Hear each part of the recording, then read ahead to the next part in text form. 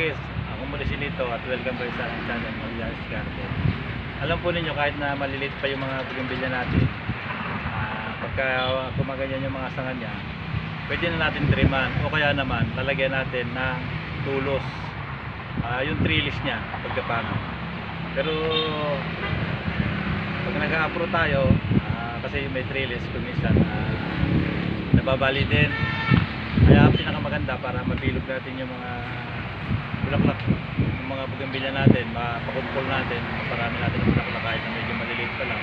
At saka maihanda natin sa paglaki niya, trim na siya, madali na siya i-maintain. Dapat maliliit pa lang lagay dito. Nagtitrim na tayo. Ayun, nagsishare ko sa inyo kasi pagka ganito hindi pa na hindi na maganda, hindi pa masyadong malaki yung puno niya pero mahahaba na yung sanga niya. Dapat malaki yung puno para bago humaba yung mga sanga niya, kasi yung nangyayari kung minsan humahapay siya, bumabaloktot na ganyan, saka parang hindi magandang tingnan. Ang gagawin lang natin, kung may titrim natin, isasabihin ko sa inyo yung saktong pagtitrim. Pagka ganito mahaba, dito lang ang trim niya, itriman natin dito. O ganyan. Ganyan lang muna ititrim natin. Dapat din natin talaga itrim. O kahit dito, kahit makapal na ganito, pwede na natin bawasan para gumanda siya, di ba? O ganyan. Kasi ito yung mga nakita nyo, mga natira na to, na mga nabenta na, konti na lang yung natitira dito. Kagaya dito, ito mahaba dito, pwede natin siya i-trim para yun dito kukumpul siya paglaki niya. Nakita niya yung pagkakaiba niya pagka natitrim. Dapat ganito yung mga bougainvillea natin na paninda, o kaya yun sa mga bahay natin yung nakita niya kahit na mamulaklak siya, hindi siya maganda, pwede natin triman. Pakita ko sa inyo pa dito. Kaya dito ay yung tumataas na to, tataas na to kasi maliit pa yung puno niya, hindi niya kayang dalhin pagka humaba yung mga sanga niya. Mabubal yung iba naman pangit tingnan. Ganito yung mangyayari kung minsan pag hindi tayo nag-trim, ganito mangyayari. Namulaklak dito pero wala naman siyang sanga dito. Dapat i-trim natin ito. Sagad na natin dito sa trim, dito na.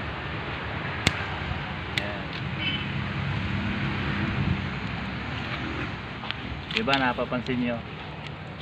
Kasi mas maganda kung maganda yung bulaklak niya. O kagaya dito, diba, hindi maganda kasi haba masyado ng sanga pero kukunti naman ang bulaklak. Dapat trim na natin. Kahit maliliit pa lang na ganyan, walang problema na ma-trim. O kagaya dito. Nakita ko lang sa inyo kasi kailangan i-trim na itong akin na to eh. Trim na natin, ganyan na.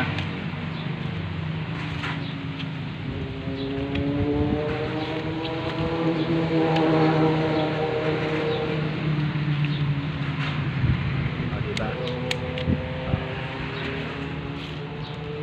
Ito yung makikita nyo na mas maganda ito kasi dito. Ito medyo kung pa naman. Okay.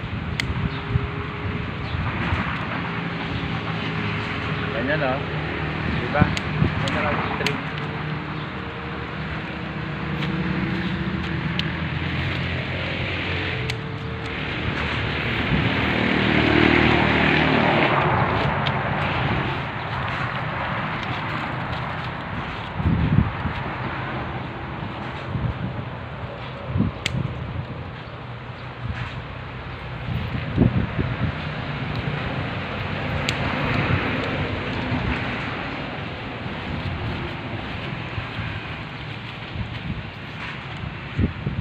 Hindi natin titriman lahat, papakita ko lang sa inyo kung mamaya ko na siyang titriman. Ito ilalagyan na natin ng abono, pwede natin lagyan ng abono na triple 14.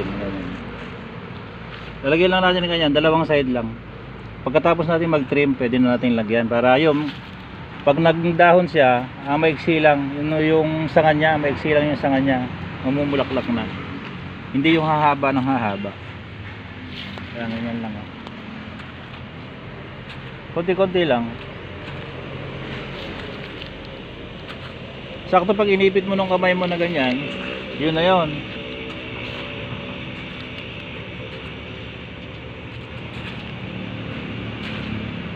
Pinakamaganda pagkatapos natin mag-trim, mag-abono tayo. Para pag nag-usbong, malusog yung usbong, pagkaraan mamumulaklak na agad. Tapusin na natin itong natriman. Yan lang sa gilid ang paglalagay. Ito yung complete triple 14 complete fertilizer ito. Pampabulaklak talaga. Ito naman kahit isang lugar mabibili. Maraming tinda na ganito sa mga agricultural supply. Ayan, matapos natin na maabunuhan na ganyan, kailangan natin na madiligan. Ito siya, yung triple 14. Ang pinakatatak nito, yung 14, das 14, 14. Tatlong 14, kaya sinasabi ko, triple 14. Meron pa pala isa dito na hindi ko naabunuhan, na-trim na natin. Tapos natin na maabunuhan ng triple 14. Kailangan natin na diligan. Yan, hindi pa naman malulusaw ngayon yan. Mag-umpisa lang siya lumambot. Bukas pwede nang diligan uli. Ganyan lang.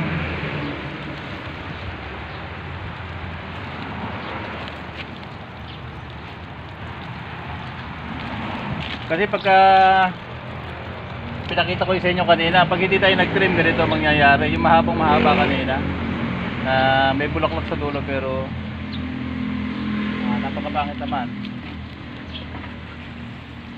Kaya kailangan nating mag-trim para kumapal yung bulaklak niya. Saka yung sanga niya.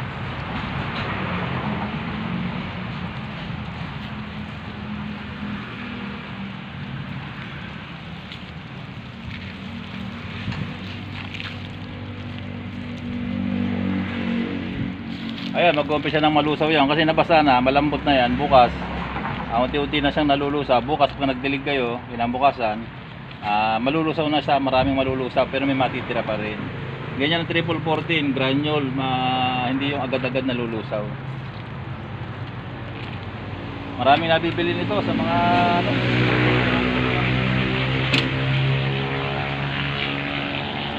ang video ko ito kasi pag maliit pa lang mapapakumpul na tayo ng bulaklak na ganyan. Pag nagtitrim tayo kukumpul na agad siya kaysa dun sa isa-isa lang yung sanga niya. Diba mas maganda pagka kumpul yung bulaklak. Nandito na lang at maraming salamat sa patuloy na panonood ng mga video ko. Bye bye.